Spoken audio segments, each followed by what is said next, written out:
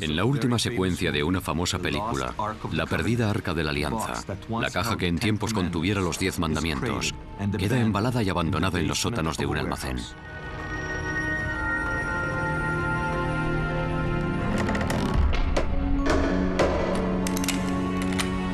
¿Y si la versión de Hollywood reflejara fielmente la realidad? Eso significaría que oculta en algún sitio existe una prueba tangible del relato que la Biblia denomina el Éxodo, la liberación de los israelitas de Egipto, guiados por el profeta Moisés. Pues aquí mismo, en este edificio, se conserva una imagen de oro de 3.500 años de antigüedad, realizada tal vez por un testigo del Éxodo bíblico, de la perdida Arca de la Alianza. Y la gente del museo no lo sabe.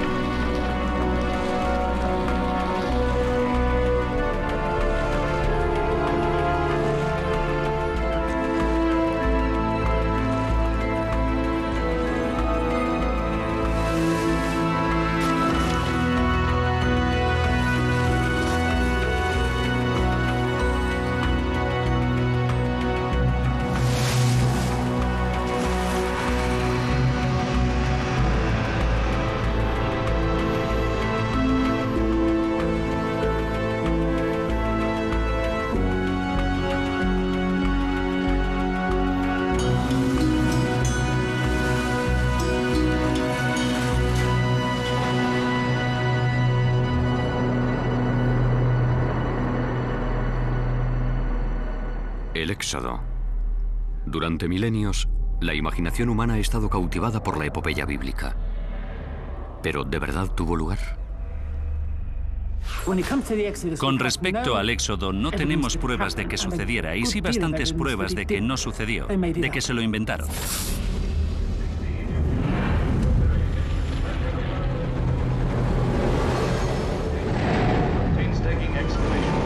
Under 150 feet of sand and rock, they discovered the ancient tomb of Mentemhet. Algo tuvo que suceder. No sabría explicar qué ocurrió, pero conformó la antigua identidad de Israel, de modo que no puedo rechazarlo considerándolo un cuento de hadas. In the famed Valley of the Kings, where 60 Egyptian pharaohs were buried midst a splendor the world has never equaled, archaeologists... ¿Qué puedes desenterrar que vaya a demostrar el Éxodo? ¿Qué habría que hallar para demostrar el Éxodo? La historia del Éxodo es el mismísimo núcleo del cristianismo, el judaísmo y el islam. Durante miles de años, los creyentes lo han considerado un hecho histórico. Pero durante las últimas décadas, los estudiosos lo han calificado de cuento de hadas. Soy James Cameron y conozco a un cineasta que hace casi un decenio emprendió la misión de responder a una pregunta que ya tiene 3.000 años. ¿El Éxodo es en realidad o ficción? Se llama Sinka Jakobovich y ha sido galardonado con 2 Emmys de periodismo de investigación. Afirma que los investigadores han pasado por alto la prueba arqueológica que está oculta a la vista de todos. Y lo que es más, parece que ha cumplido su misión, ensamblando las piezas perdidas hace mucho tiempo del misterio arqueológico supremo.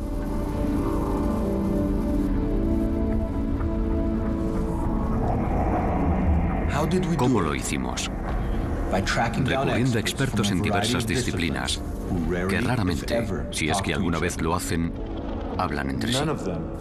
Ninguno de ellos suscribe totalmente nuestro enfoque de la historia, pero muchos poseen piezas fundamentales del rompecabezas y lo que ha surgido supondrá un reto aún para los más escépticos. Pero antes de mostrarles las evidencias, narremos la historia, desde el principio.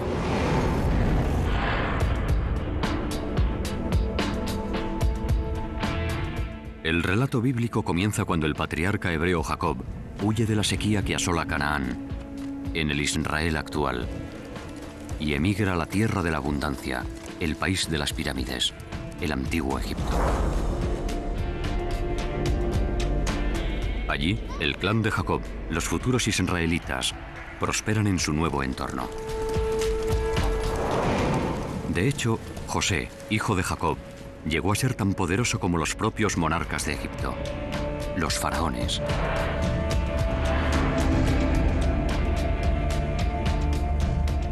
Y aún así, tras la muerte de José, su pueblo se ve esclavizado por los egipcios reinantes.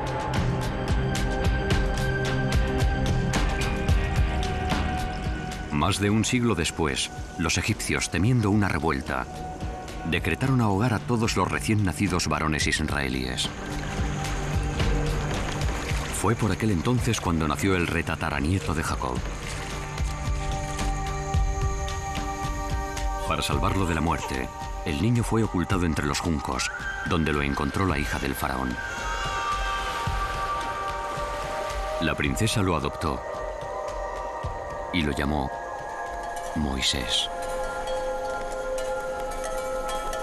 Cuando Moisés creció, se puso de parte de sus hermanos oprimidos y huyó al desierto. 60 años después, regresó para proferir el inolvidable grito: «Deja ir a mi pueblo». 10 veces el faraón dijo no a Moisés. Y 10 veces Dios castigó a Egipto con catastróficas plagas, matando por último a todos los primogénitos varones egipcios. Finalmente, el faraón dejó ir a los israelitas, pero después se arrepintió y persiguió a Moisés y a sus seguidores hasta la orilla del mar. Parecía que los israelíes estaban atrapados. Pero entonces aconteció lo imposible. El mar se abrió y los israelitas lo cruzaron sanos y salvos. A continuación, Moisés condujo a sus partidarios al monte Sinaí, donde recibió los 10 mandamientos, las leyes sagradas que llevarían consigo a la tierra de promisión. La mayoría de los especialistas opina que esta historia es una leyenda, así que aunque la prueba está delante de sus narices, la ignoran. El ejemplo más espectacular tuvo lugar en 1947, cuando el arqueólogo Henri Chevrier halló los fragmentos de un monumento de piedra, una estela, datada en tiempos del faraón Ahmosis I, en torno al año 1500 antes de nuestra era. Por increíble que parezca, la estela de Ahmosis está cubierta de inscripciones jeroglíficas que reflejan el relato bíblico. Hoy yace abandonada en un sótano del Museo del Cairo, y todos nuestros intentos de acceder a ella han sido infructuosos. Por lo tanto, usando la descripción publicada por Chevrier, reconstruimos la estela y recurrimos a uno de los egiptólogos más destacados del mundo para que la comentase. Se trata de una estela muy interesante, datada en el reinado de Ahmosis I, que relata una tremenda catástrofe que tuvo lugar en Egipto. No tenemos del todo claro en qué consistió, pero conllevó lluvia, truenos y relámpagos, y una tormenta tan violenta que resulta rara en el nordeste africano, que es una región seca. Me parece muy curioso que la tradición bíblica conserve el recuerdo de unas plagas relacionadas con cataclismos climáticos, y precisamente de aquellos tiempos procede esta curiosa estela. Esta curiosa estela podría ser de hecho la clave del enigma del Éxodo. Examinémosla más de cerca. Según la Biblia, en tiempos del Éxodo se produjo una fuerte tormenta.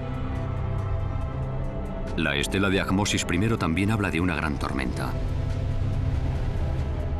La Biblia dice que la oscuridad se hizo sobre Egipto. El monumento dice que Egipto quedó envuelto por las tinieblas.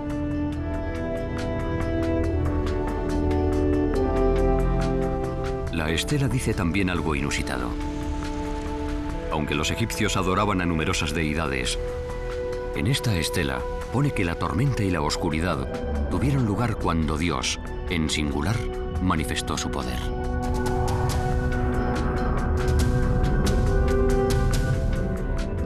La Biblia describe al faraón, pero no dice cómo se llama. Gracias a esta estela, ya conocemos su nombre: Ahmosis. Y ahora que ya sabemos quién es, quizás sea hora de ir a conocerlo.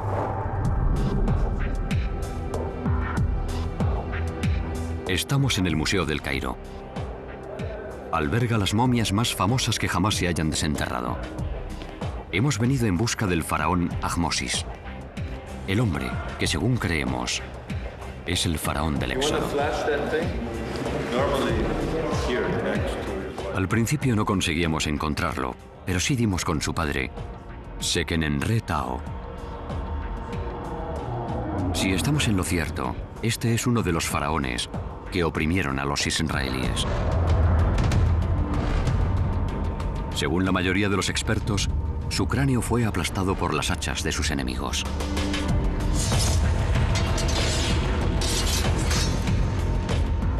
Tal vez esos enemigos fueran los israelitas, que destrozaron su momia al emprender su éxodo. Continuamos con nuestra búsqueda de Ahmosis. Resultó difícil localizarlo, ya que digamos que se había traspapelado. Pero sí que nos topamos con una de sus esposas, bajo un montón de porquería en uno de los talleres del museo. Hi, is it possible to reveal the wife of Ahmose? Just don't move it without supporting you.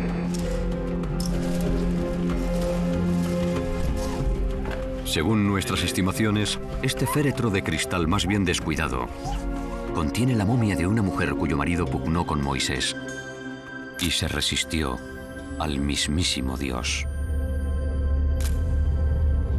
Por fin dimos con el faraón Ahmosis. Aquí está el hombre que se enfrentó con Moisés.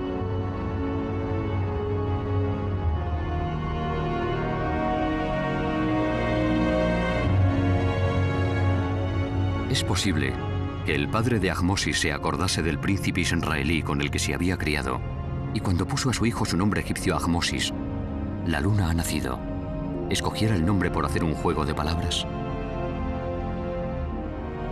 En hebreo, Ahmosis significa el hermano de Moisés. En la historia, el faraón Ahmosis es célebre por haber expulsado de Egipto a una nación extranjera, en torno al año 1500 antes de nuestra era. En aquella época, Egipto estaba dominado por un pueblo al que los antiguos denominaban Ixos. Hasta tiempos recientes, poco se sabía acerca de los Ixos.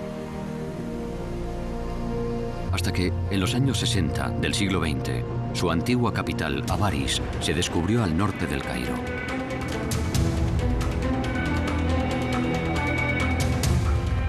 Nunca se le ha permitido a nadie filmar en Avaris.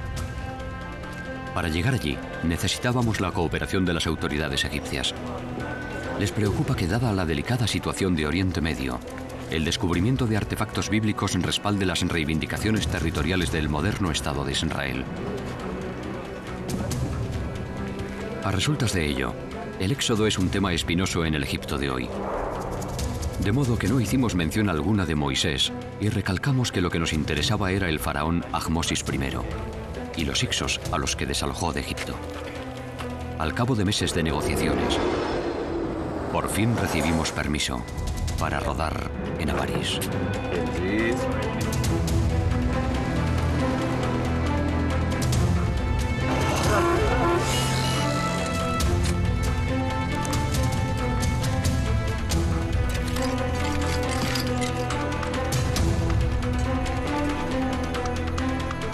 Esta es Avaris, una ciudad amurallada dominada por varios palacios. Hace 3500 años estaba rodeada por ramales del Nilo. Avaris fue descubierta por el profesor Manfred Wittak de la Universidad de Viena. Aunque hoy en día solo están a la vista unas pocas hectáreas, parece ser que en tiempos antiguos Avaris dominó la región. Avaris era en sí mucho más extensa. Tenía 250 hectáreas, así que de aquí hacia el este se extendía unos 2 kilómetros y de aquí a los bancales del sur hasta 1 kilómetro. En el periodo Ixo, esta era una de las residencias principales de los faraones egipcios. La historia egipcia dice expresamente que los Ixos que gobernaron la poderosa Avaris eran semitas, como los israelíes, y que se marcharon en un éxodo multitudinario, denominado la expulsión de los Hicsos. En la Biblia tenemos la historia de los semitas que abandonan Egipto y se dirigen hacia el este de Egipto. Al mismo tiempo, independientemente de la Biblia, tenemos un relato acerca de los Hicsos expulsados de Egipto. Creo que sin duda alguna ambas narraciones están relacionadas, que están describiendo el mismo acontecimiento desde puntos de vista diferentes. Si la expulsión de los Hicsos y el éxodo bíblico son verdaderamente el mismo suceso, quizá podamos encontrar la tan buscada prueba de que el éxodo bíblico se produjo durante el periodo Hicso. Pero la mayor parte de los estudiosos dice que los Hicsos no pueden identificarse con israelitas, ya que estos salieron de Egipto, siglos antes del nacimiento de Moisés. Estos eruditos dicen asimismo que la cronología del antiguo Egipto no puede distorsionarse. Puedes jugar con las fechas de los egipcios, desplazarlas 10 años arriba o abajo, pero no puedes desplazarlas 50 o 100 años. Eso no es posible, y aún así mucha gente trata de hacerlo. Intenta ajustar la cronología para que cuadre con su idea preconcebida de la historia bíblica, y eso no puede hacerse. Pero quizá debamos hacerlo. ¿Y si los especialistas están situando el éxodo en un periodo erróneo? Imaginen la confusión si, en el futuro, los investigadores fecharan la Segunda Guerra Mundial en los años 90 del siglo XX. Jamás encontrarán pruebas de que realmente tuvo lugar. Actualmente, la mayoría de los expertos datan el éxodo en torno a 1270 antes de nuestra era, durante el reinado de Ramsés II. Pero algunos están comenzando a romper ese consenso. La Biblia nos da informaciones que podrían situar el éxodo unos 480 años antes de los primeros años del reinado de Salomón, es decir, a mediados del siglo XV a.C.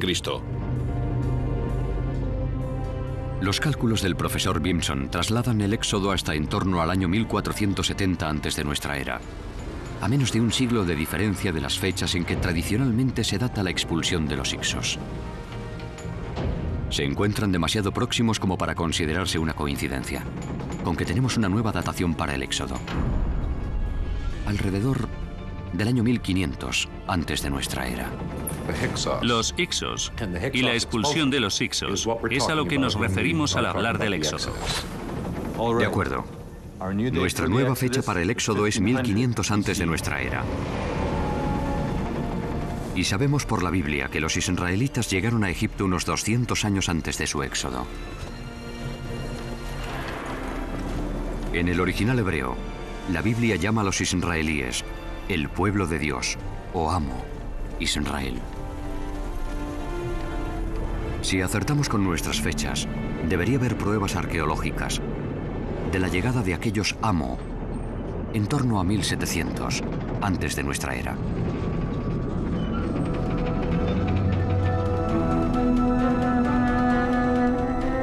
A 400 kilómetros al sur de Avaris se encuentra la tumba de Beni Hasan. Data de 1700 antes de nuestra era.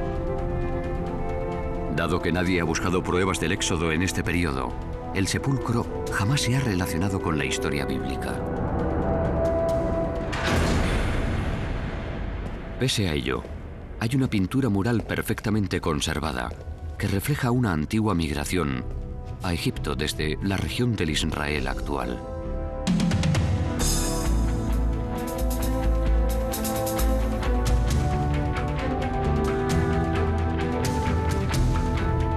Como en la Biblia, en la escena aparecen semitas barbados, a lomos de burros, llevando a sus familias y sus rebaños a Egipto.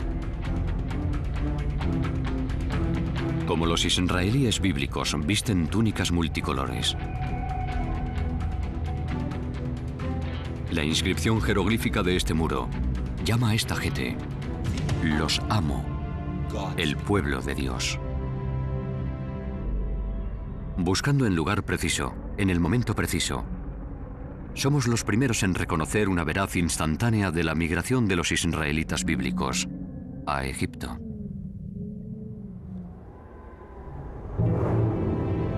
Según dice la Biblia, a su llegada, un israelí se aupó a los más altos niveles del poder egipcio.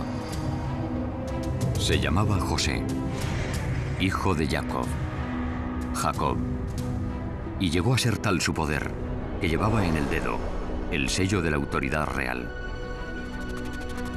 Descubrir el sello de José en Avaris probaría que los israelitas llegaron aquí exactamente cuando predice nuestra cronología. Pero sería como encontrar una aguja en un pajar arqueológico de 3.700 años.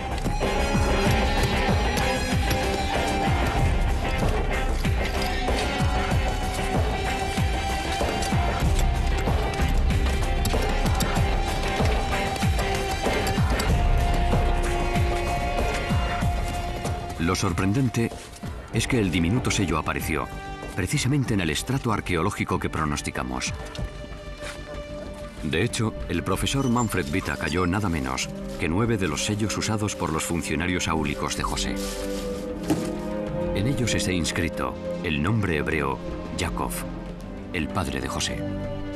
Es muy extraño encontrar 9 sellos con el nombre Jacob grabado.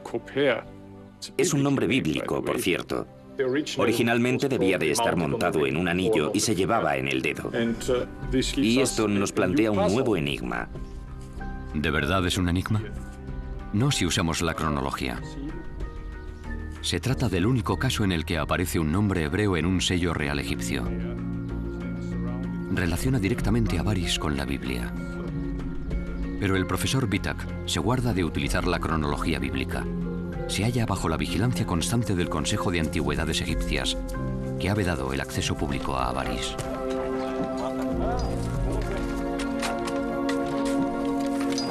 Teóricamente, por razones de conservación, el profesor Vitak se ve obligado a cubrir sus excavaciones tras cada campaña anual. A continuación, los agricultores de la región aran, siembran y cultivan las tierras. Nadie habría sospechado que bajo estos campos yacía un tesoro arqueológico que demuestra el éxodo bíblico.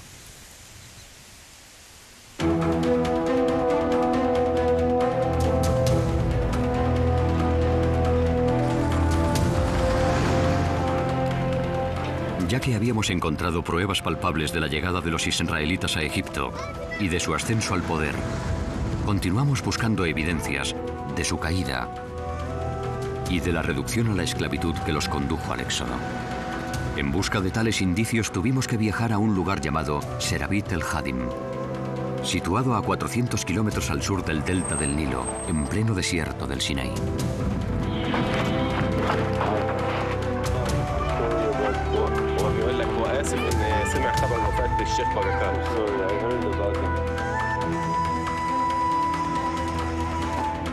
Durante milenios, los egipcios explotaron minas de turquesas en esta región. A menudo se servían de mano de obra esclava. Los antiguos yacimientos de turquesas quedan apartados de las trilladas rutas turísticas. Los únicos que saben orientarse en esta zona son los beduinos, que continúan viviendo al pie de las minas.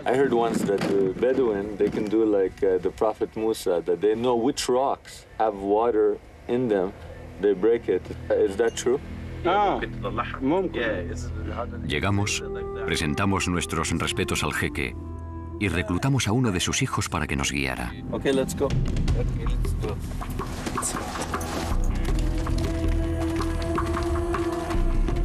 Supimos de este lugar gracias a unos antiguos documentos editados en ciertas publicaciones de escasa difusión. Vinimos en busca de pruebas de la existencia de los esclavos a los que Moisés liberó. Pero aunque dimos con indicios de la presencia de esclavos, ¿cómo podíamos estar seguros de que eran israelíes? La Biblia nos aporta 2 pistas. La primera, que los seguidores de Moisés no usaban la escritura jeroglífica como los egipcios. En cambio, la tradición bíblica nos informa de que utilizaban un tipo primitivo de escritura alfabética. Además, los israelitas no adoraban a los dioses egipcios, sino a un Dios único, al que la Biblia llamaba El.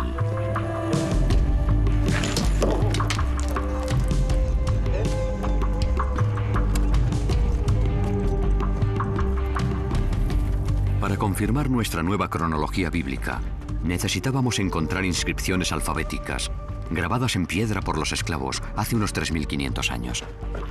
Ni en sueños habríamos imaginado que también mencionarían al Dios bíblico, él.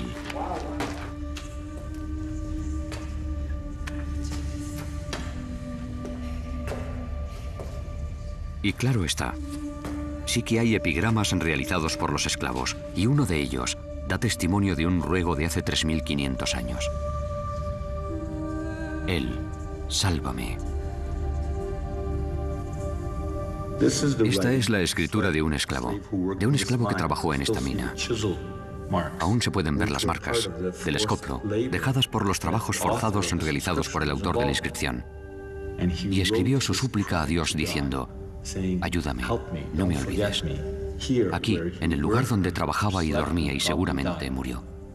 Y representa un momento increíble de la historia humana. No solo es el primer epigrama que deja constancia del nombre bíblico él, sino que además se trata de la inscripción alfabética más antigua, o quizá de la segunda más antigua. Se trata de la base de la que surgieron el hebreo, el arameo, el griego, el latín, el inglés, el árabe.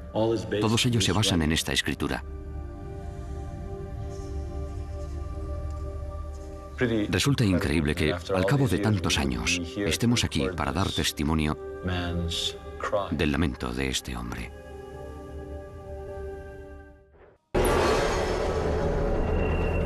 La estela de Ahmosis, las pinturas de la tumba de Beni Hasan, el sello regio de José y las inscripciones de los esclavos israelitas, todo ello parece indicar que alrededor del año 1500 antes de nuestra era tuvo lugar el éxodo de Moisés. Si nuestra datación es correcta, debemos tener en cuenta otro factor. En torno a 1500 antes de nuestra era, las gentes que habitaban la zona mediterránea experimentaron uno de los mayores cataclismos de la historia, una erupción volcánica en la isla de Santorini, en la Grecia moderna. Esta erupción podría ser otra pista crucial para descifrar el éxodo bíblico. Esta es la isla de Santorini, situada en el Mediterráneo, a 700 kilómetros de la costa egipcia. Es literalmente el cráter de un volcán. Hace unos 3.500 años, Santorini fue destruida por una de las peores erupciones volcánicas de la historia humana. Cuando erupcionó, el volcán acabó con la civilización minoica que había medrado aquí. Produjo una nube de cenizas de unos 40 kilómetros de altura por 200 de diámetro. El sonido de la erupción circundó la Tierra entre 10 y 12 veces. Para que nos hagamos una idea, una erupción como la de Santorini sería cientos de miles de veces más potente, más explosiva que la bomba atómica que se arrojó sobre Hiroshima. La energía de esa erupción fue tan inmensa que tuvieron lugar grandes explosiones y se oiría... La gente lo oyó a centenares de kilómetros a la redonda. Se produjeron terremotos, seguramente de magnitud 3, 4, quizá incluso 5 o más, que se sucedieron con suma rapidez. Y estoy segura de que a la gente que vivía en la región debió de parecerle el fin del mundo.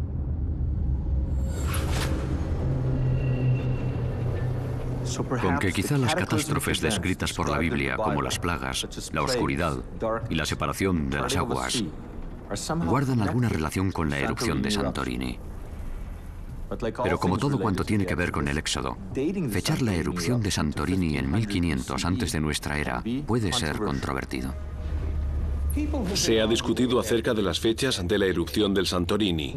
Los vulcanólogos y los geólogos datan la erupción en torno a 1600 a.C., mientras que los arqueólogos tienden a hacerlo en torno a 1500 a.C. Al profesor Vitak, que excava en Avaris, no le cabe duda alguna de que puede fechar la erupción de Santorini precisamente en el momento en que situamos el Éxodo. Aquí aparece por primera vez piedra pómez procedente de la erupción de Santorini. Por lo tanto, desde el punto de vista arqueológico, parece más bien que la erupción tuvo lugar a principios de la 18ª dinastía, es decir, en torno a 1500 antes de nuestra era. La máquina cronológica de Jakobovich ya ha sincronizado a un faraón llamado Ahmosis, la expulsión de los Hyksos, el éxodo y la erupción de Santorini. Parece que por fin se ha descifrado el código del éxodo. Si Jakobovich está en lo cierto, ya podemos dar explicación a la base científica que subyace en el relato bíblico.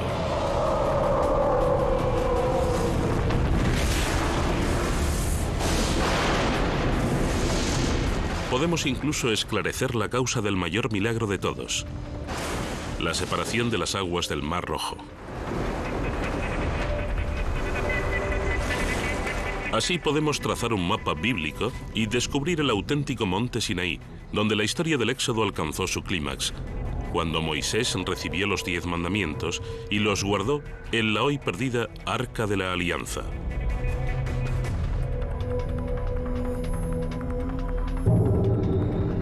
Comencemos por las plagas, las catástrofes bíblicas que asolaron Egipto porque el faraón no permitía que los esclavos israelíes se marcharan.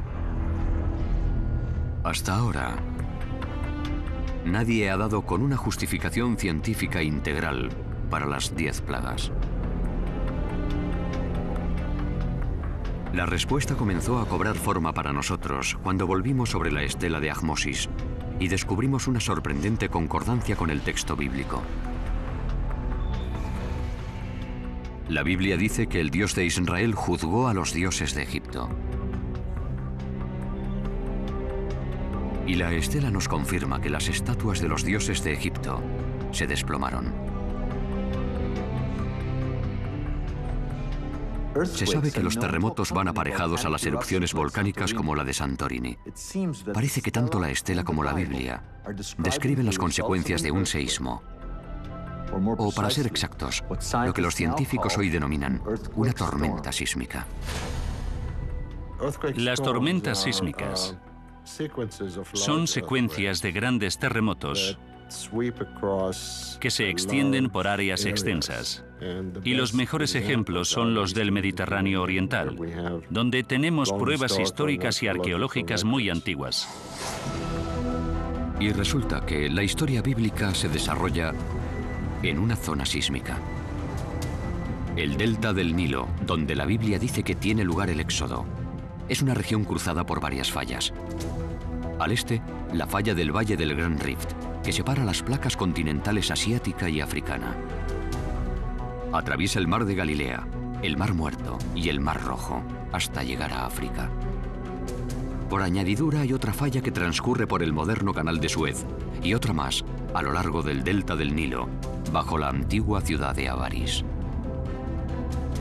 Asimismo, a 700 kilómetros al oeste, la falla que divide las plataformas continentales africana y europea pasa prácticamente por debajo de Santorini.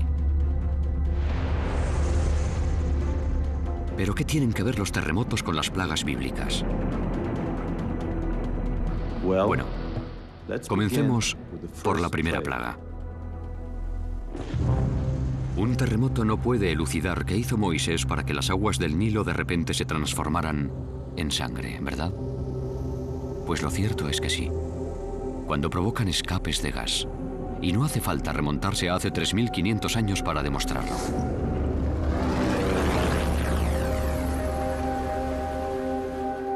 En 1984, en el lago Monum, y en 1986 en el lago Nyos, ambos en Camerún, las dulces y claras aguas lacustres de pronto se tiñeron de rojo sangre. El misterio quedó resuelto cuando el profesor George Kling puso en claro el fenómeno, al relacionarlo con un escape de gas subterráneo. Lo que ocurrió es que las aguas del fondo contenían una concentración muy alta de hierro disuelto. Y cuando se liberó el gas, el hierro de las aguas profundas emergió a la superficie, entró en contacto con el oxígeno y se formó hidróxido de hierro. En resumidas cuentas, herrumbre, lo mismo que ocurre con los coches. Y ese orín es lo que originó ese color rojo, ese color pardo en la superficie del lago. En lo tocante a las plagas bíblicas a lo largo del delta del Nilo, hay muchos elementos presentes que podrían indicar una acumulación de gas. De modo que puede suceder que el gas subterráneo se encuentre atrapado en bolsas y los terremotos que se producen a lo largo de la falla liberen ese gas. Y dependiendo del tipo de aguas que atraviese ese gas, esas aguas podrían llegar a colorearse de rojo. Si el Nilo se tornó rojo sangre a resultas de un escape de gas, podría haberse desencadenado la serie de acontecimientos descritos en la Biblia. Lo primero que sucede en tales circunstancias es que el agua se ve privada de oxígeno y todos los seres vivos mueren.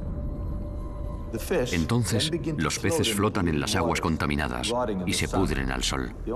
Las únicas que no mueren son las ranas. A diferencia de los peces, pueden salir a la orilla. Y resulta que la segunda plaga bíblica son las ranas.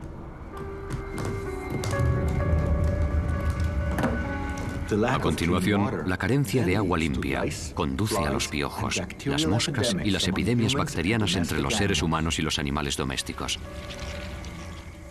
No es de extrañar que la tercera plaga bíblica sean los piojos. La cuarta son las moscas. Y la quinta, una epidemia.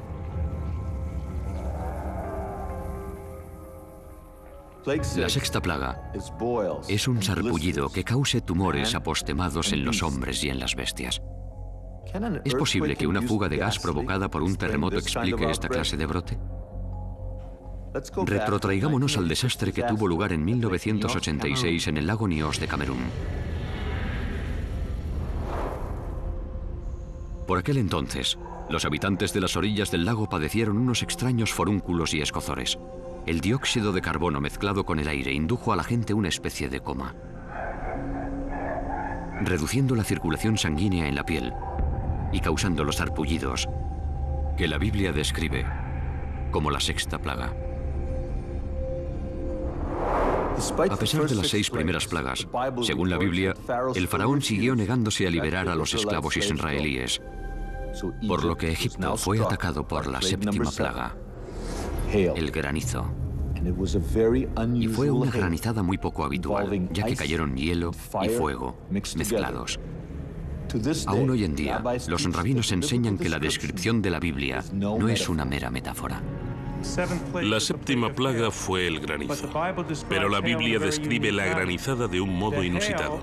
El granizo cayó mezclado con ice, con fuego. La idea es que el fuego y el hielo se entremezclaron, coexistieron. Después, la Biblia dice que Dios obró un milagro dentro de un milagro, tomando unos elementos opuestos en la naturaleza y haciendo que coexistieran. Aunque parezca increíble, hay un papiro egipcio que narra exactamente los mismos acontecimientos. Se llama Papiro de Ipuwer o de Leiden y según muchos estudiosos data del periodo Ixo. El papiro de Ipuwer dice expresamente que Egipto sufrió el embate de una extraña granizada en la que cayeron hielo y fuego entremezclados. Ya hemos colocado otra pieza del rompecabezas. Ahora parece quedar claro que la Biblia y los textos egipcios describen lo que los científicos llaman lapilli acrecional, granizo volcánico, que solo podía proceder de la erupción volcánica de Santorini provocada por un seísmo. Cuando la nube de cenizas alcanza una gran altura en la estratosfera, lo que ocurre en resumidas cuentas es que tienes humedad en la atmósfera. También tienes una gran cantidad de vapor de agua en la propia nube, de modo que pequeños fragmentos de cenizas y cristales llegan a formar un núcleo, algo muy similar a una piedra de granizo. En otras palabras, Egipto padeció una lluvia de fuego y hielo, tal y como cuenta la Biblia. Parece que los terremotos y las erupciones volcánicas y gaseosas subsiguientes explican nítidamente las 7 primeras plagas bíblicas. También esclarecen la octava plaga, las langostas. Las langostas migran en enjambres. Puede haber entre 40 y 80 millones de ejemplares adultos por kilómetro cuadrado. El frío provoca una caída de su temperatura corporal, lo que las obliga a aterrizar en masa. La granizada volcánica y los trastornos climáticos causados por la erupción de Santorini podrían haber obligado a las grandes nubes de langostas, tan comunes en esta región del globo, a posarse inopinadamente en Egipto. Al cesar la tormenta sísmica, la temperatura ascendió, y con ella las langostas. Exactamente como dice el relato bíblico. Ya aterrorizados por la tormenta sísmica y sus consecuencias, los egipcios iban a experimentar la última fase de la erupción de Santorini, o lo que la Biblia llama la plaga número 9, la oscuridad.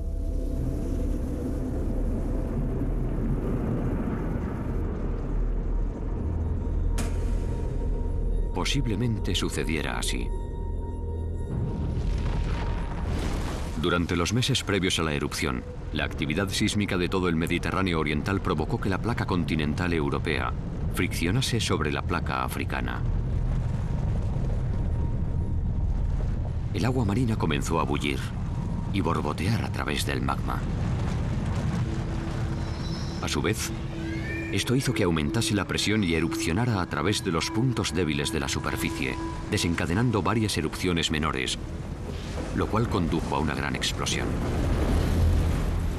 Al llegar la erupción final, produjo una nube de cenizas de casi 40 kilómetros de altura por 200 de diámetro. Cuando la nube alcanzó el delta del Nilo, envolvió a los egipcios en lo que la Biblia llama unas tinieblas tales que cualquiera las palpe.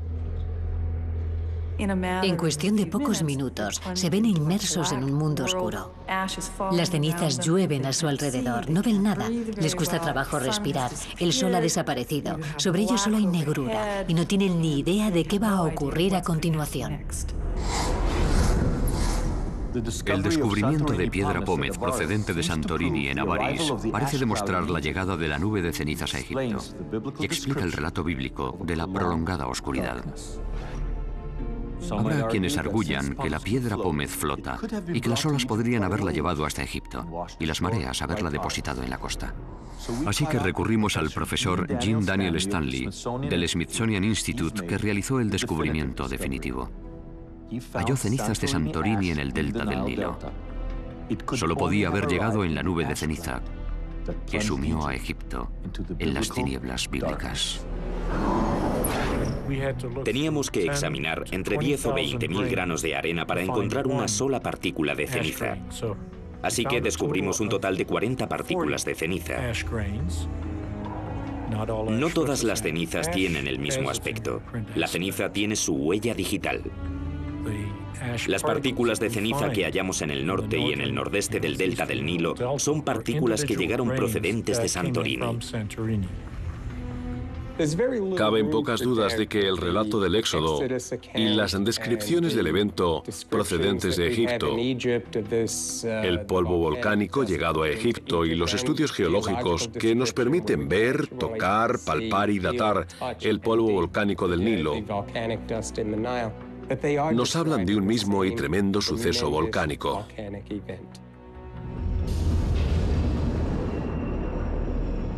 La última plaga tuvo lugar a medianoche, tras la ceremonia que Moisés había ordenado realizar a los israelíes y que acabaría siendo conocida como Cena de Pascua.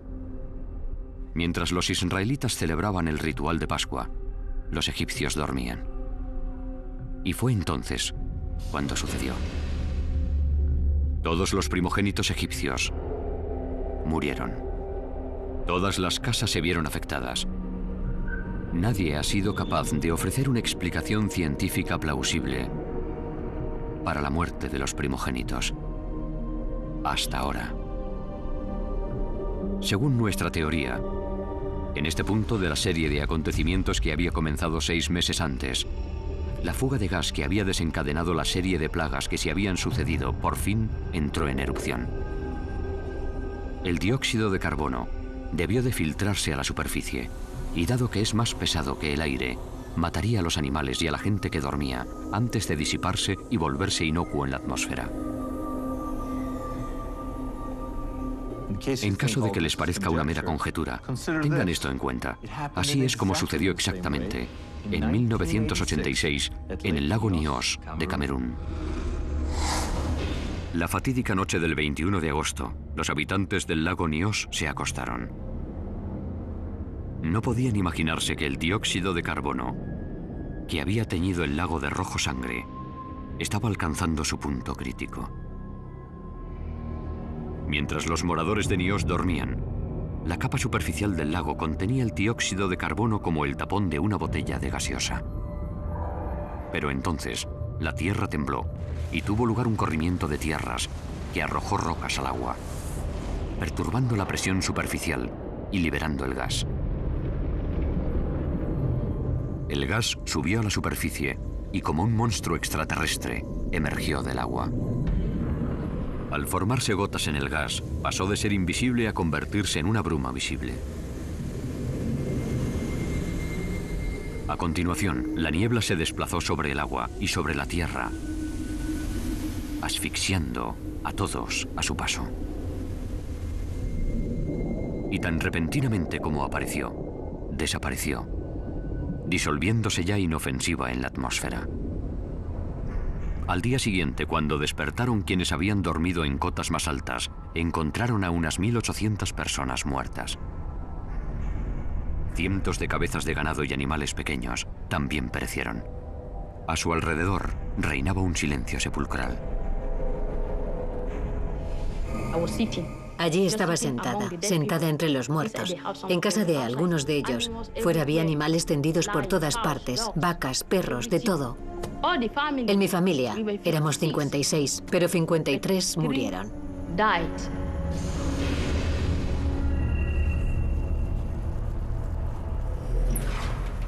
Tras la muerte de los primogénitos, el faraón acabó por transigir, permitiendo a Moisés que sacara a su pueblo de Egipto. Según la Biblia, lo que hizo rendirse al faraón fue lo selectivo de las muertes, el hecho de que solo fallecieran los primogénitos. Esta selectividad fue lo que le demostró que había sido obra del propio Dios. ¿Qué razón podemos dar a esto? Pues los primogénitos egipcios gozaban de una posición privilegiada. Eran los herederos del trono, de las propiedades, de los títulos y mucho más. Dormían en camas egipcias, pegadas al suelo, mientras que sus hermanos y hermanas dormían en las azoteas, los cobertizos y las carretas. Los israelitas, sentados mientras celebraban su primera cena de Pascua, no se enteraron de nada, mientras que el gas que se desplazaba a escasa altura asfixiaba a los varones privilegiados de Egipto que dormían en sus camas. Esta conclusión está respaldada por la arqueología. En Avaris, el profesor Manfred Wittak ha encontrado tumbas colectivas datadas antes y después de las fechas que proponemos para el Éxodo. Las tumbas más tempranas son clásicos ejemplos de antiguas epidemias que mataban a hombres, mujeres y niños. Sin embargo, en la fosa común de la época del Éxodo, solo ha hallado varones. Aquí pueden ver huesos de enterramientos de comienzos de la 18ª dinastía. Todas las víctimas son varones. Por el tamaño de las sepulturas y el número de individuos que hay en ellas, creemos que la gente murió en una sucesión rápida y los fueron arrojando a la fosa, algunos boca abajo, otros de costado. Algunos enterramientos solo se encontraban a 20 centímetros de profundidad y apenas estaban cubiertos por un poco de tierra.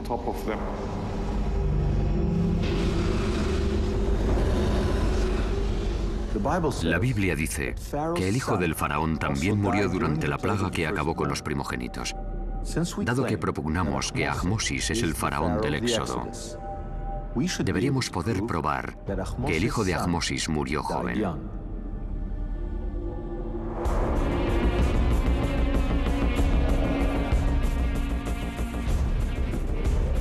Buscando en el Museo del Cairo, dimos con el hijo de Ahmosis. El príncipe había muerto prematuramente. Tan solo tenía 12 años. Por primera vez en la historia, podemos poner un rostro y un nombre a una víctima de las plagas bíblicas.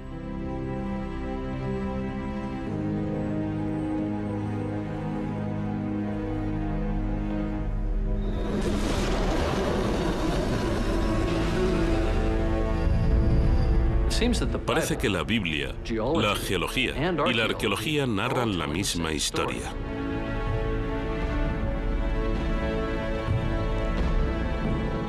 Pero los escépticos, quienes prefieren considerar el Éxodo un mito, quizás se resistan a aceptar que realmente tuvo lugar, ya que eso implicaría que Dios, en efecto, existe. Los creyentes, en cambio, quizá piensen que una explicación científica del relato bíblico descarta la intervención de Dios.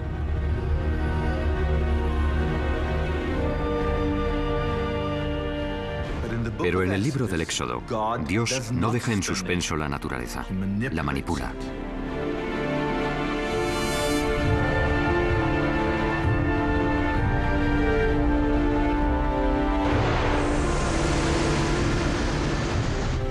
En otras palabras, según la Biblia, deberíamos ser capaces de comprender los hechos científicos que subyacen en los portentos.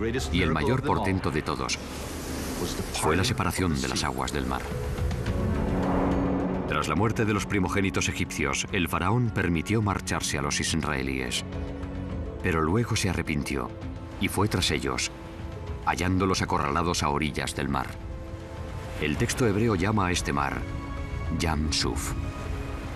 Y fue aquí donde sucedió el milagro. El mar se abrió. Los israelitas lo cruzaron y se pusieron a salvo. Y cuando las aguas volvieron, se tragaron a todo el ejército egipcio, volcando los carros y ahogando a los caballos y los soldados.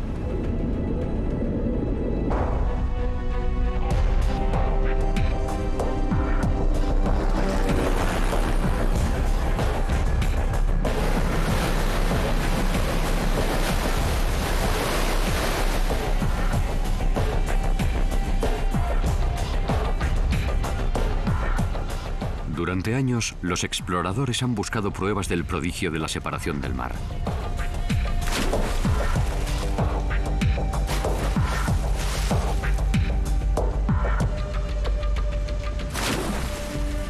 Han organizado expediciones arqueológicas subacuáticas en busca de antiguos carros, espadas y cualquier prueba de la existencia de un ejército egipcio ahogado. Según una teoría, una vasta plataforma sumergida del Mar Rojo pudo estar expuesta brevemente durante una fuerte tormenta, brindando así a los israelíes un puente por el que cruzar.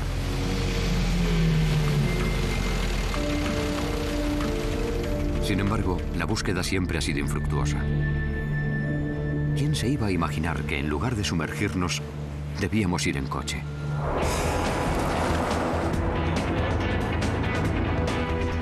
Y eso es porque Yam Suf, como se llama en hebreo el lugar por el que Moisés separó las aguas, durante años se ha traducido mal, como Mar Rojo, cuando en realidad la traducción correcta es Mar de los Juncos. Y los juncos crecen en agua dulce, no en aguas salobres, y en los lagos, no en los océanos. Deberíamos haber buscado un lago. ¿Pero a qué lago se refiere la Biblia al decir que se abrieron las aguas del Mar de los Juncos?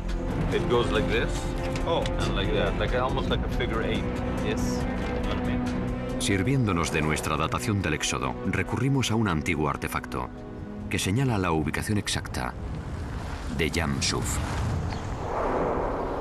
También nos facilita la primera prueba arqueológica de la separación de las aguas. En un monumento granítico hallamos una inscripción jeroglífica que narra todo el Éxodo desde el punto de vista del faraón. La Biblia llama rey a Moisés. En este epigrama, Moisés recibe el apelativo de príncipe del desierto. La Biblia llama a los israelitas el pueblo de Dios, la lápida, los malvados.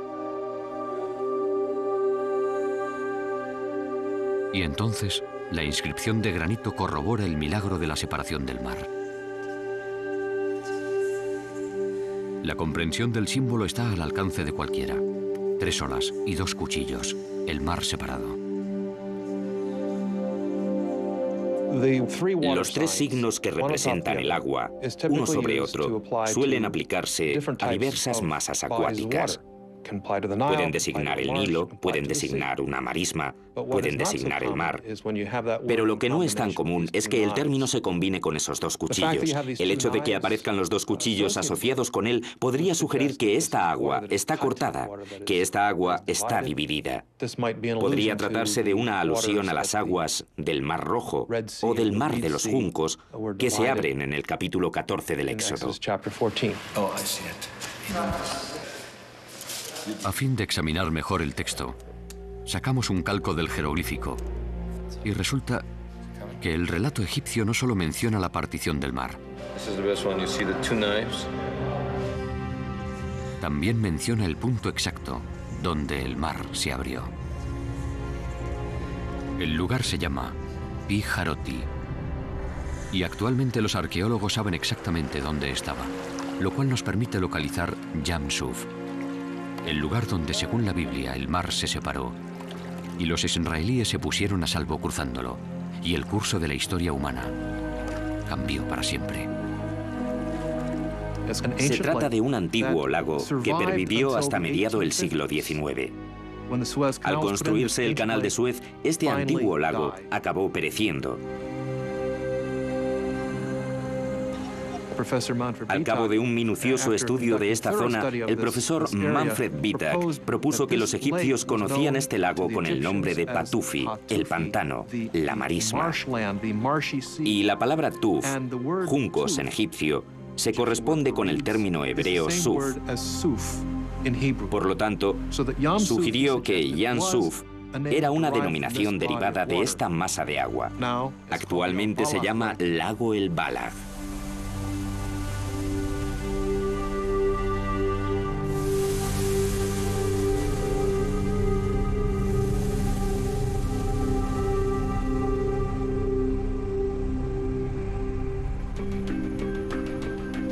Bajo la siempre vigilante mirada de las autoridades egipcias, viajamos al lago El Balag,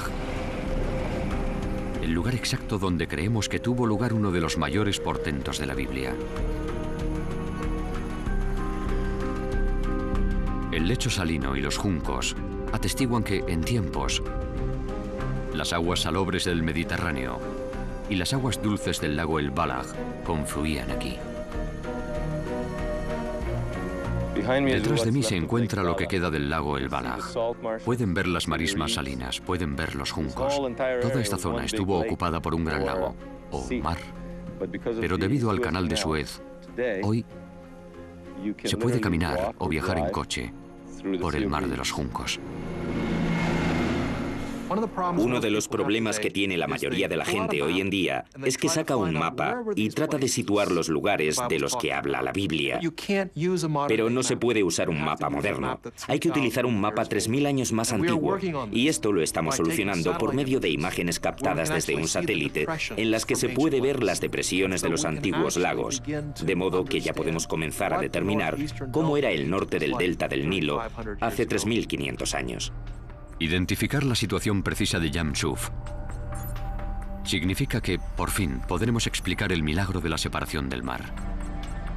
Esta foto tomada desde un satélite demuestra claramente que el lago El Balag se encuentra cerca del borde del delta del Nilo, donde el cieno se acumula y se desploma de cuando en cuando. Cuando el faraón perseguía a los israelíes hasta las orillas del lago El Balag, la fortísima actividad sísmica que había provocado las 10 plagas y la erupción de Santorini ahora haría que el delta comenzase a deslizarse hacia el Mediterráneo oriental. Y al desplazarse varios millones de toneladas de tierra, el borde de la plataforma continental africana, ahora libre de su carga, debió de elevarse entre 1 metro y 1,5 metros. En otras palabras, el mar se abrió. El agua debió de precipitarse desde las tierras más altas hasta los bajíos y se formaron charcas y pozas, emergiendo una tierra seca por la que pasaron los israelitas.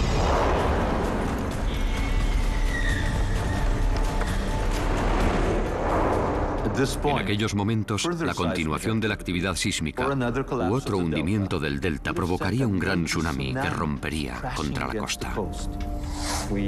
Tenemos constancia de estos maremotos en Turquía, donde erosionaron la costa, creando unos canales que se adentran hasta 50 kilómetros en tierra firme.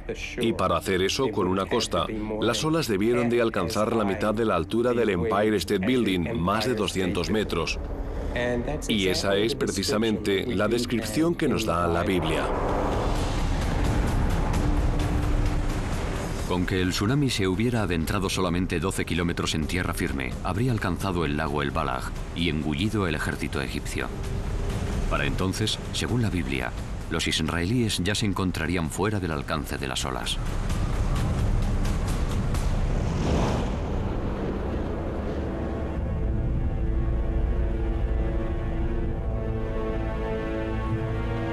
Resulta que algunos de quienes siguieron a Moisés a través del mar abierto y después hasta el monte Sinaí, no lo acompañaron hasta la tierra prometida. Embarcaron y emprendieron un desconocido éxodo hacia Grecia. ¿Cómo es que nadie ha reparado en ello? Porque a nadie se le ha ocurrido ir a Grecia en busca de pruebas de algo acaecido en Egipto. De hecho, hasta hace bien poco, apenas sí había evidencias arqueológicas de contactos entre la civilización minoica de la antigua Grecia y Egipto en tiempos de Moisés. Todo eso cambió gracias a dos grandes hallazgos. El primero tuvo lugar en 1972, cuando excavando bajo las cenizas de Santorini, los arqueólogos realizaron un asombroso descubrimiento que relaciona esta región del mundo con el Éxodo. Hallaron unas insólitas pinturas murales de estilo minoico. Lo increíble es que en ellas aparece un mapa que traza el itinerario de un antiguo viaje entre Egipto y Grecia. La escena en su conjunto puede considerarse el primer mapa, el mapa más antiguo del mundo. El mapa es impresionante. Los colores conservan la viveza de hace 3.500 años. Representa un épico crucero de Egipto a Santorini. El viaje incluye una terrible tempestad en el mar.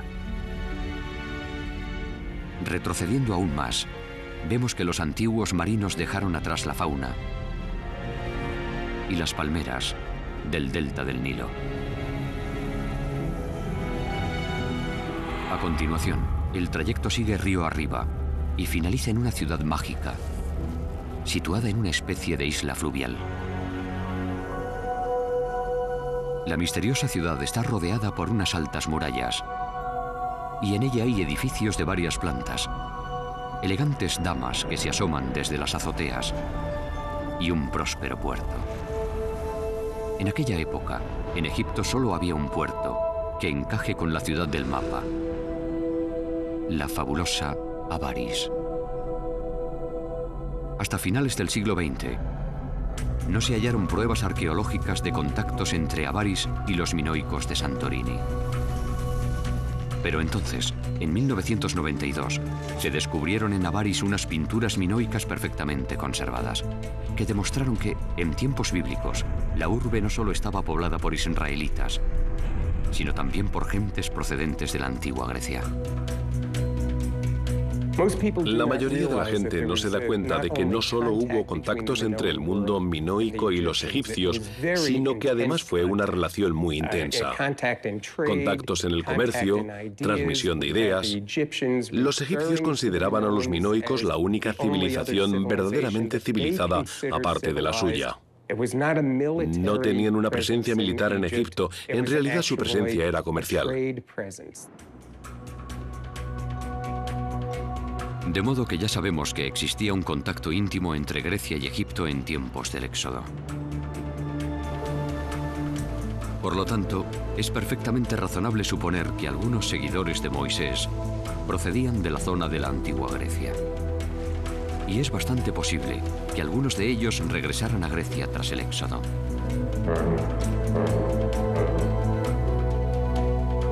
La Biblia dice que Moisés y los suyos salieron de Egipto con grandes cantidades de espadas y oro egipcio. 3.500 años después de los hechos, ¿habrá alguna posibilidad de encontrar espadas israelitas y tesoros de oro egipcio en Grecia?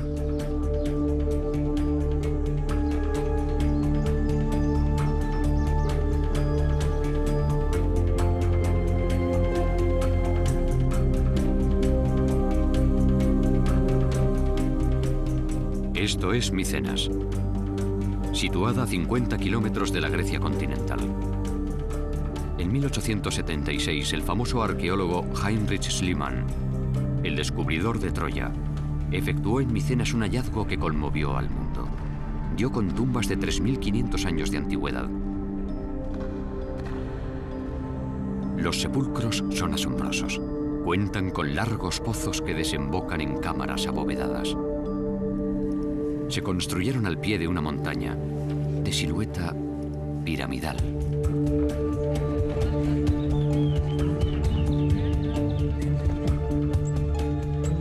Lo sorprendente es que en su interior encontró un tesoro, consistente en espadas y oro egipcio.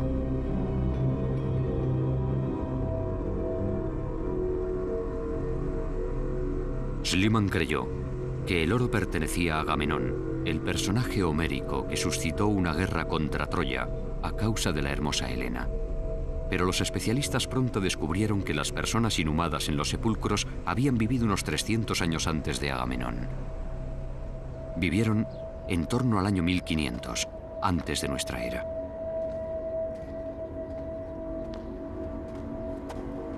¿Es posible que aquí yacieran algunos de los seguidores de Moisés? La respuesta se halla en las lápidas, que hoy sabemos que se colocaron sobre las cámaras funerarias. El significado de las imágenes de las losas jamás se ha descifrado. Hasta ahora.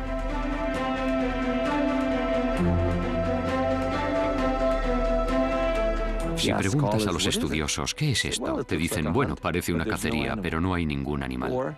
Parece una batalla, pero no hay gente luchando.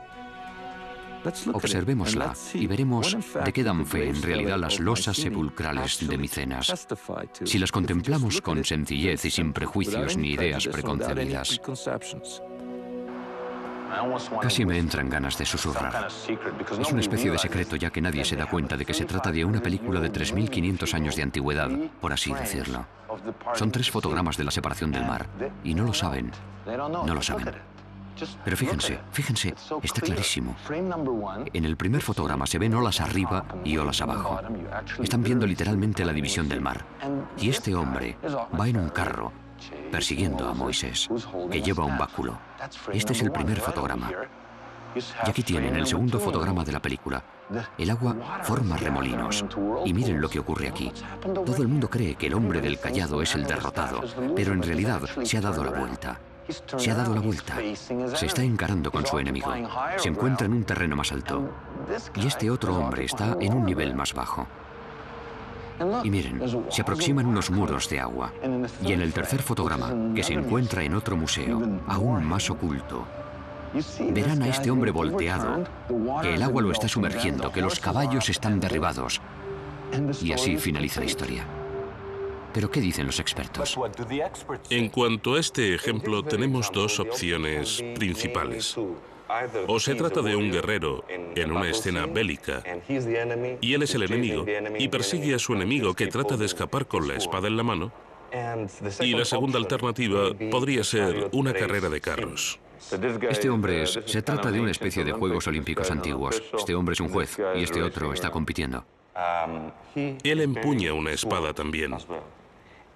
Y él empuña una espada. No tiene mucha pinta de espada. A mí me parece más bien un báculo. Sí. En este caso, es una representación abstracta. No es una imagen naturalista con que no podemos decir gran cosa. Para comprender lo que está ocurriendo aquí, lo único que hay que hacer es tomar esta imagen tridimensional que se ha reducido a una sola dimensión y darle volumen, Y lo que obtenemos es la historia bíblica.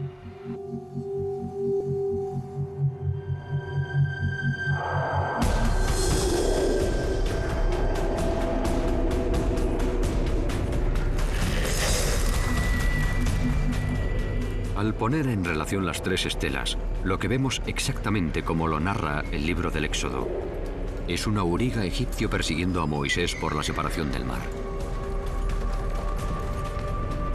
Entonces, Moisés se vuelve y se encara con su perseguidor.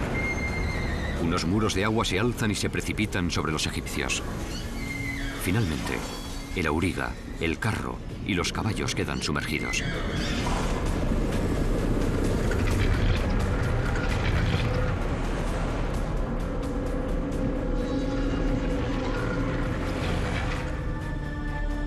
Aquí tenemos, grabado literalmente en piedra, un relato visual de una historia bíblica que se remonta a los mismísimos tiempos de Moisés y el Éxodo.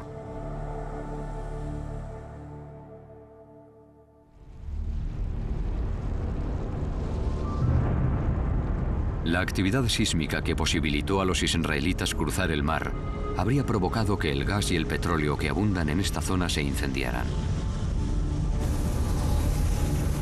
Lo que Moisés y los suyos debieron de ver, tal y como dice la Biblia, es una columna de humo de día y una columna de fuego de noche que los guiaba hacia el desierto.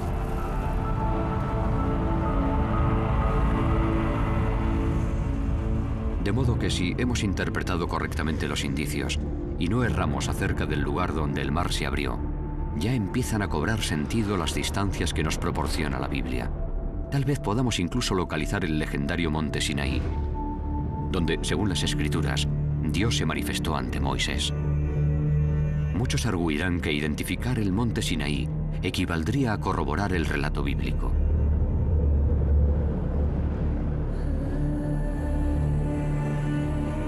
Durante miles de años, los aventureros han tratado de dar con la esquiva montaña y siempre han acabado en un lugar erróneo.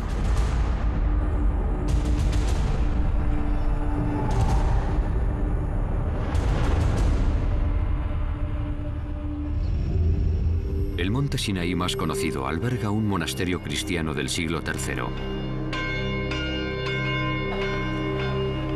Se trata de una elevada montaña situada al sur de la península del Sinaí. Y aquí es a donde acuden en masa los turistas. El lugar solo tiene un problema.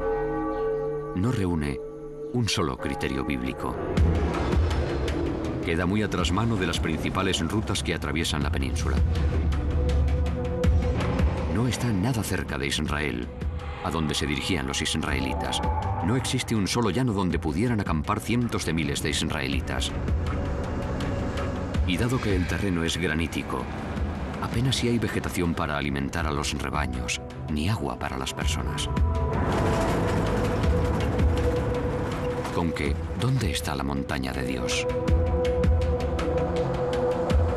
Al seguir a Moisés por el desierto, solo pudieron seguir una de las 4 rutas principales: la septentrional, la meridional o alguna de las 2 centrales. La Biblia dice expresamente que no fue la ruta del norte. La orografía descarta la del sur, dejándonos solo las 2 centrales, que confluyen para formar un solo camino que conduce a la tierra de promisión.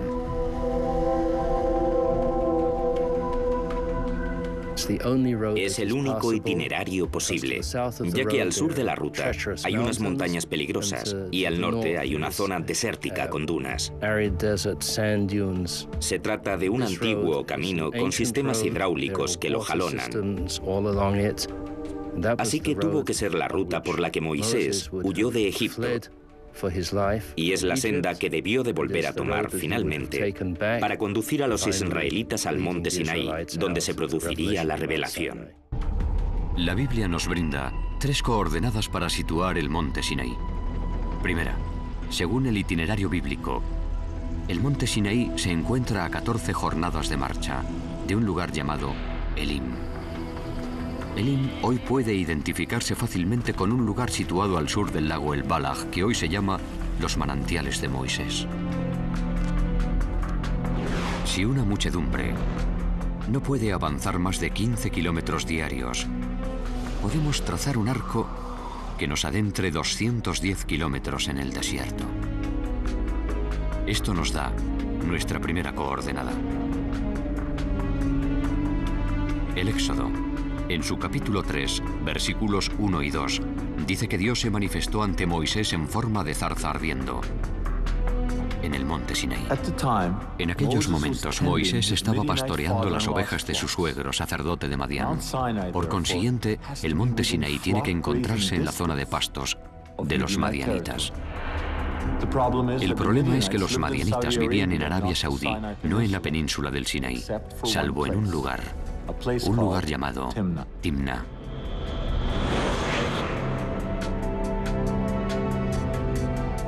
Aquí, los arqueólogos han hallado restos de ganado madianita e incluso grabados madianitas.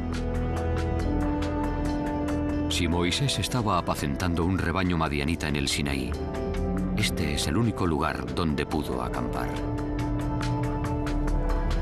Y, teniendo en cuenta las prácticas pastoriles de la región, el monte Sinaí no puede estar a más de 45 kilómetros de Timna.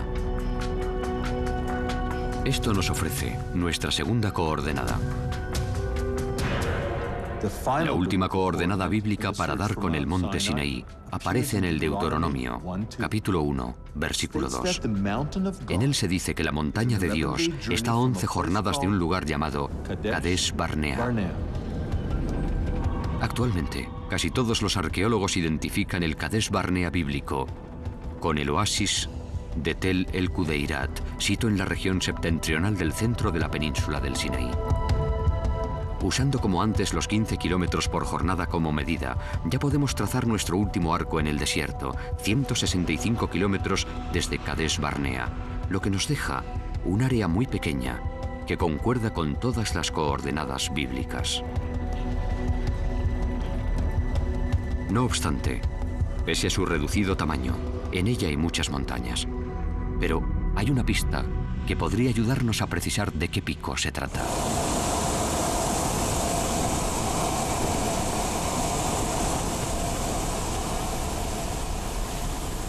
El libro del Éxodo llama al monte Sinaí montaña sagrada. Y las montañas sagradas del desierto se caracterizan por sus santuarios rocosos al aire libre. What are those? They look like little excavation. That's amazing. En esta zona, solo existe una montaña rodeada de santuarios. Hoy en día, ese monte se llama Jebel Hashem el Tarif.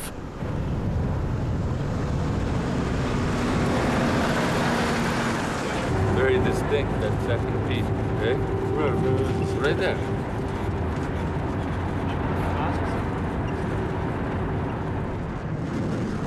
Aunque toda esta área se encuentra en plena zona militar, logramos entrar.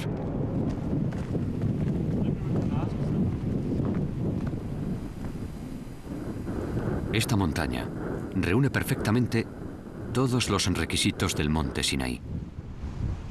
Está rodeada por un gran altiplano que podría haber acogido a varios centenares de miles de israelitas. Es fácilmente accesible. Está situada literalmente junto a la carretera que atraviesa el Sinaí, que sigue el recorrido de la antigua ruta.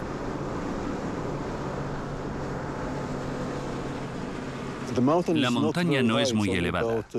Tan solo se alza 200 metros sobre el nivel de la altiplanicie, aunque destaca mucho. Se puede divisar desde lejos y lo que la hace única es que está rodeada por la mayor concentración conocida de santuarios al aire libre que hay en el desierto. Si no nos equivocamos, hará unos 3.500 años, Moisés subió a esta montaña y recibió los 10 mandamientos en su cumbre. Pero no se nos permite aproximarnos más. Nuestro equipo de cámara profesional desentona enormemente en una zona militar. El ejército egipcio nos prohíbe continuar. No podemos subir a la montaña. para confirmar nuestra teoría de que este es el Sinaí.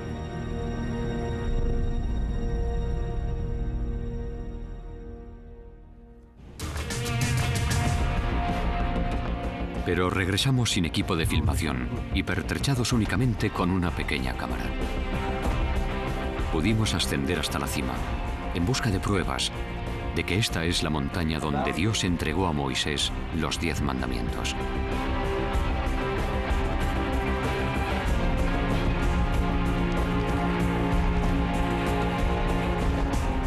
Pero ¿qué habría que encontrar para demostrar que se trata del monte Sinaí?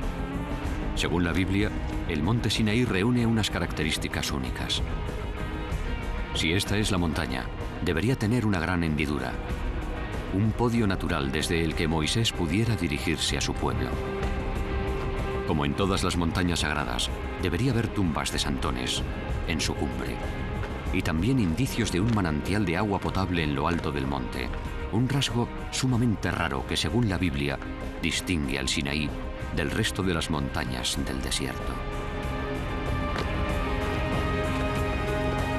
Cuando ganamos la cima, encontramos todo tal como debía estar. La grieta que domina un anfiteatro natural. Desde aquí, la voz de Moisés debió de oírse a varios kilómetros de distancia.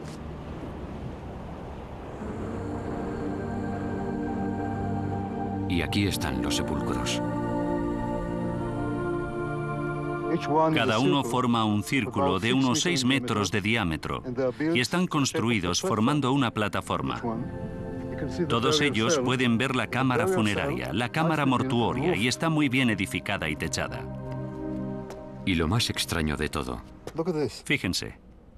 ¿Ven eso blanco? Al parecer en tiempos hubo una fuente en la cima del monte. Esto es travertino, lo cual significa una acumulación de calcio que se produce en determinadas condiciones de humedad, lo que indica que antiguamente aquí hubo un manantial. Hallar algo así en la cumbre de una montaña es bastante inusitado. Los restos de un antiguo fontanal. Sí, es algo extraordinario.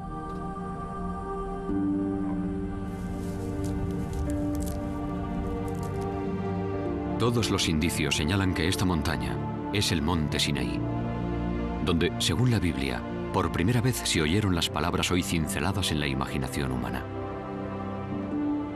Yo soy Jehová, tu Dios, que te saqué de la tierra de Egipto, de casa de siervos. No tendrás dioses ajenos delante de mí. No te harás imagen, ni ninguna semejanza de ellos. No tomarás el nombre de Jehová tu Dios en vano. Acordarte has del día del reposo para santificarlo. Honra a tu padre y a tu madre. No matarás. No cometerás adulterio. No hurtarás. No hablarás contra tu prójimo falso testimonio. No codiciarás la casa de tu prójimo. Y no codiciarás la mujer de tu prójimo.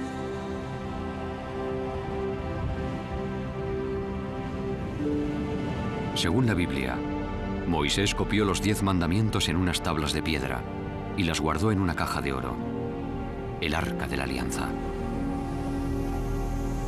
A continuación erigió un templo portátil a los pies de la montaña, un tabernáculo, que sería el lugar donde se adoraría al Dios de Israel y se alojaría la Sagrada Arca. Esta maqueta del Sacro Tabernáculo se ha confeccionado siguiendo rigurosamente las instrucciones contenidas en el propio libro del Éxodo. En tiempos del Éxodo, al aproximarte a la entrada, te encontrarías ante una cortina de 7 metros de altura. Según las antiguas fuentes judías, las cortinas estaban decoradas con leones alados o grifos, unos seres habitualmente asociados con la antigua Grecia.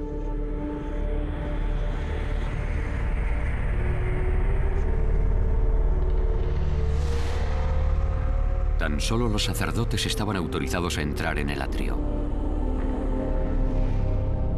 Y aquí había un altar de 4,5 metros de altura, destinado al sacrificio de animales. Cotidianamente, los sacerdotes llevaban a cabo el ritual de subir los animales por la rampa. A continuación, con la sangre de las víctimas se ungían los cuernos del altar.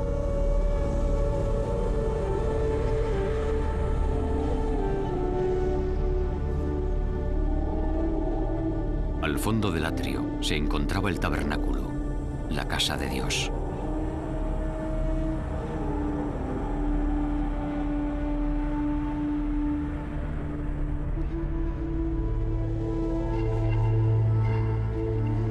Solo Moisés, su hermano Aarón y los hijos de Aarón entraban en él.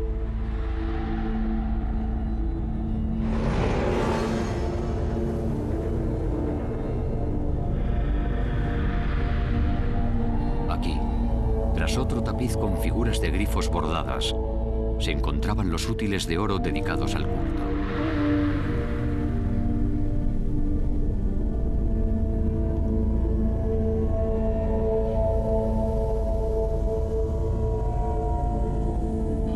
Y detrás estaba el Sancta Sanctorum. En él solamente se custodiaba un objeto, el objeto supremo, el Arca de la Alianza.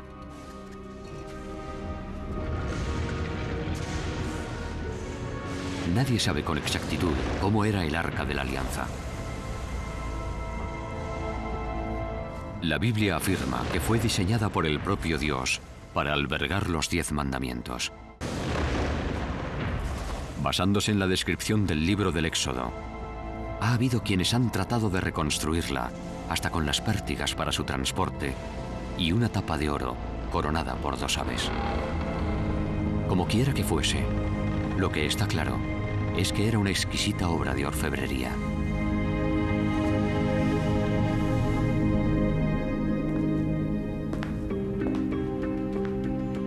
La Biblia dice que la tribu de Dan ayudó a fabricar el arca de oro. Es una mera coincidencia que Homero llame a las personas enterradas en Micenas Danoi. Es posible que entre los objetos de oro hallados por Schliemann en Micenas haya una imagen del arca realizada por los danitas que confeccionaron la caja que en tiempos contuviera los 10 mandamientos.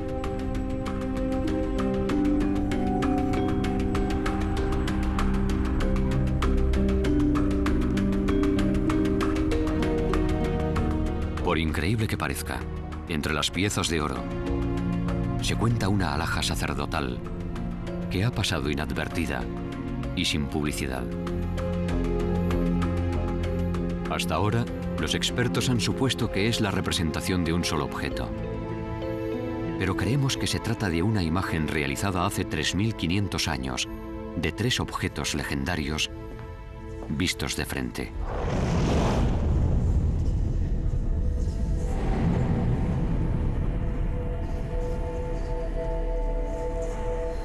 Aquí podemos distinguir claramente el altar sagrado, la rampa del tabernáculo y el arca de la alianza.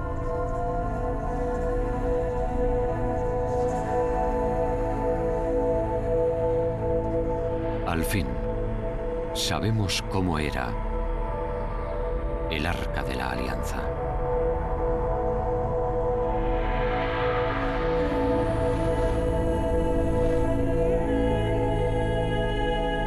Mejor si cabe, sabemos qué aspecto presentaban los objetos sagrados, contemplados desde el Sancta Sanctorum.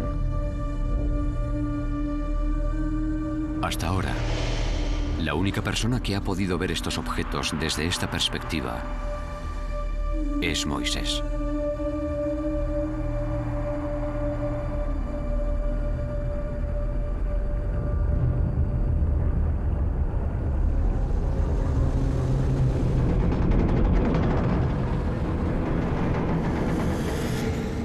Al comienzo de este viaje nos hacíamos esta pregunta. ¿El éxodo bíblico es en realidad o ficción? Creo que se han aportado datos convincentes que avalan que el éxodo es un hecho histórico. Se nos han mostrado por vez primera antiguos jeroglíficos y epigramas que representan la separación de las aguas. Se han explicado las plagas bíblicas y las pruebas arqueológicas y geológicas de que realmente tuvieron lugar. Hasta hemos ascendido al auténtico monte Sinaí.